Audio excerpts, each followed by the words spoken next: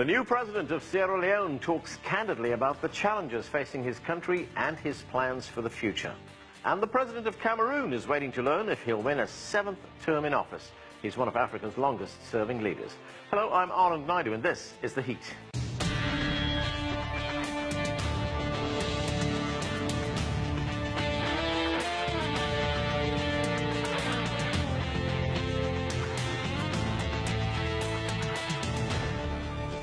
It could be 2 weeks before we know the outcome of Cameroon's presidential election. Longtime President Paul Biya, who's been in power for 36 years, was challenged by 8 candidates in last Sunday's election. Ahead, we'll discuss some of Cameroon's challenges. But first, we turn to Sierra Leone. The country's new president, Julius Maada Bio, recently traveled to the United States to attend the United Nations General Assembly. He's made big promises, including free education and tackling corruption. In an interview with my colleague Jessica Stone, the Sierra Leone president discussed a range of issues, including his country's relationship with China. Well, China is a long-standing friend of the Republic of Sierra Leone, and once I won the election, I was invited for a state trip, and of course, it's coincided with FOCAC. So we had a lot of discussions, bilateral discussions, and also discussed multilateralism.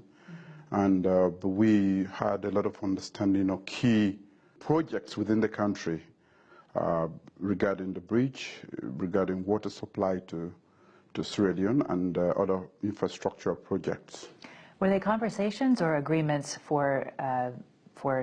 to build or to cooperate in some way on those?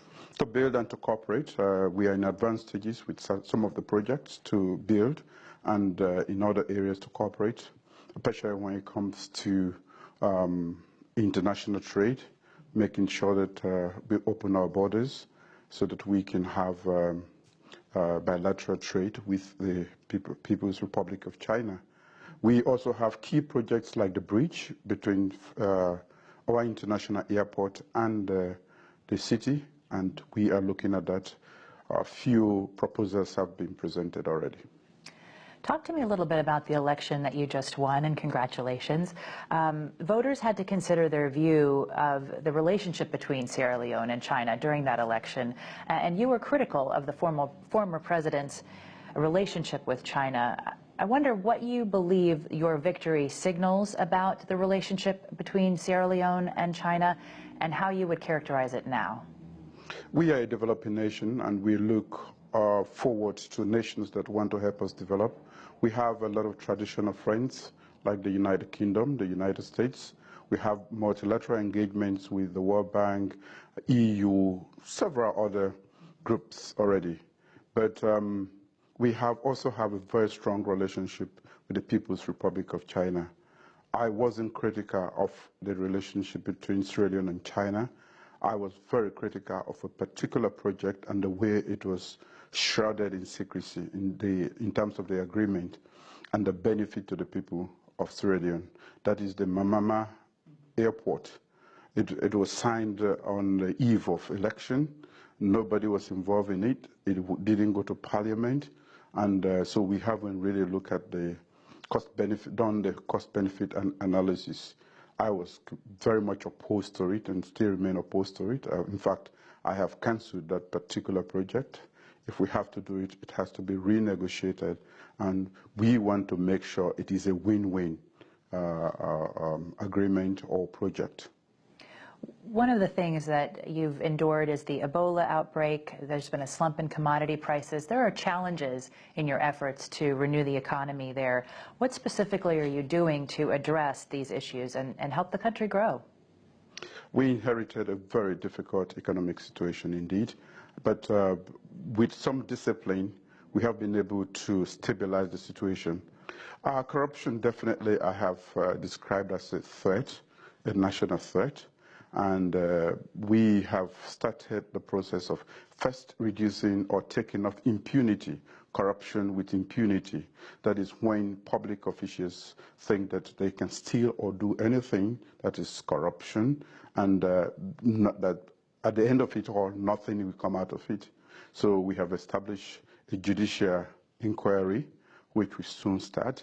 And that is going to send a strong signal. Others have described it as a witch hunt, but what I really want to do is to tell people that you cannot just take from the coffers of the state without some accountability. This is democratic accountability. Monies that are meant for the people must reach or benefit the people. So once we take them on this one, the people we know now that corruption is not free. You must account for it someday. That is, we are reducing the impunity. We have also strengthened the Anti-Corruption Commission. We have changed the leadership, and we've given them the independence to go after people, including my own government and myself seated here, on any situation that they find to be a corrupt practice. So you've been willing to open your own government to the same laws that you're applying to everyone else? Correct. Talk to me a little bit more about some of the lessons that you think that the country and its people should draw out of the Ebola epidemic. One of the things that I noticed from the research about that time in the country's history is that citizens not just were fearful about a health crisis, they began to distrust their government. How are you working to repair that trust, to re-earn that trust? There is definitely a trust deficit in Sierra Leone, like most other countries in the world, where the people become so critical, so distrustful of the government. And that emanated from the fact that when there was an eruption of the Ebola virus, they didn't take it seriously. In fact, they said it wasn't on. So I think we have to open our doors. We have to let the public know what is happening. We have made serious pledges to the nation, and we are keeping those so they know that when you say something, you do it, and then they will trust you in future. When you say there is Ebola here, everybody should be careful, people will be careful. But if you make it a habit of lying, and that was what was happening for the most part. So even when people were told there was Ebola, they said, no, this is not a government that we can trust. They've been involved in telling us lies for a very long time. So I have made pledges, and I'm fulfilling those pledges one after the other, even without international financial support.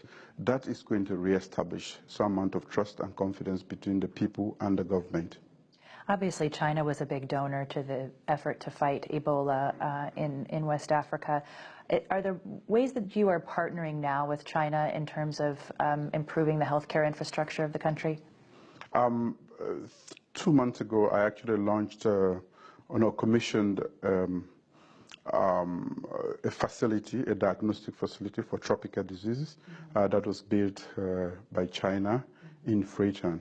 But besides China, the United States, the whole world came to our support.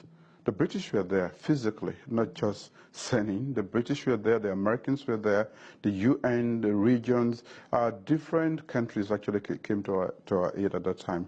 But if you're asking about the Chinese in particular, that is the most recent, and we still have Chinese personnel around the country that are helping us to actually strengthen our health delivery system so that we can cope with situations of that nature should they arise in future.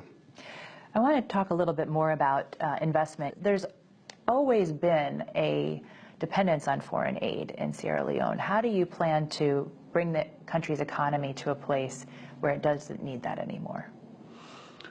That is a daunting task, but it's a task that we must take on as a nation.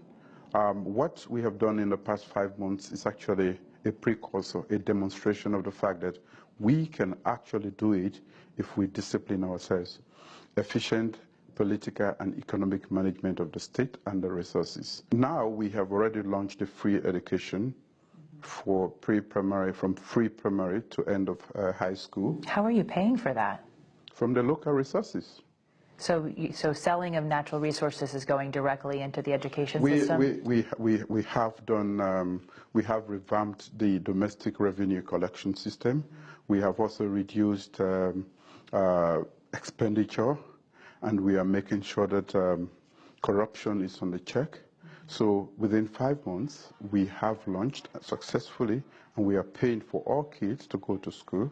And we have not received a cent, as I speak to you, from our donor, because we had already run out of the program with the IMF before we took over. We are negotiating with the IMF to restart the program. But until then, nothing has come in.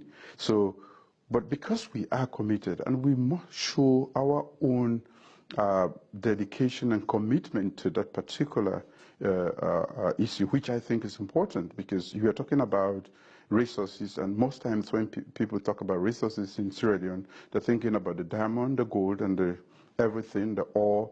But for me, the most important resource is myself sitting here and my compatriots all around the world and in Sierra Leone. If we can develop the human capital, the human resource, that is through quality education, we can make Sierra Leone better. Other countries have become rich, not through mineral resources, but the human resource. So in as much as we have quite a lot of those, and we are trying to establish proper control and management of those, what we really want to do now is the human resource base of our country through quality, free education for everybody in Sierra Leone. I want to ask you about climate change. Under the previous government, the unprecedented logging was approved, and you've stated that the sale of timber is only of that previously cut down. What measures are you putting in place now to address the deforestation that's taken place? I think less than 2 months ago, also we launched the reforestation with the Ministry of Agriculture. We've started replanting. We've made it a campaign to make sure that we replant all around the country. But besides, even the harvesting of the logs, what I have said is that, yes, this should continue, but on a sustainable basis. We should not be just cutting the logs and sending them out. We can add value to the log and before they are exported. So now we want to look at the manufacturing of furniture and also adding value. But we do so on a sustained basis. And part of the monies that are paid is actually meant for us to replant on a very wide basis around the country. Your critics say you're further dividing the country by going after the former president. If you want the country to move forward on a political level, do you need to reach out to your opposition? We've reached out to them. I even came with some of them on the trip to the United Nations. I have not been after the president. We are fighting corruption. If you are corrupt, then you will be in our way. But besides that, no. We are talking to everybody. We need a united Sierra Leone, and we have committed ourselves to doing that. But again, I have said corruption is a threat to national security. If we leave it unchecked, everything I've spoken here will go in vain, and corruption makes investment very expensive. It is a turn-off for a lot of people. Just asking for $100 or $200, we turn off billions of dollars away from Sierra Leone. We want to say Sierra Leone is ready for business. One of the greatest impediments to that, which is corruption, which has always frustrated serious investors. We are taking on the fight. It's a fight we must fight, and it's a fight we are going to win. That was Sierra Leone's new president, Julius Maada Bio. Next, corruption is also a big issue for the West African country of Cameroon. We'll discuss the presidential election when we come back. Stay with us, you're watching The Heat.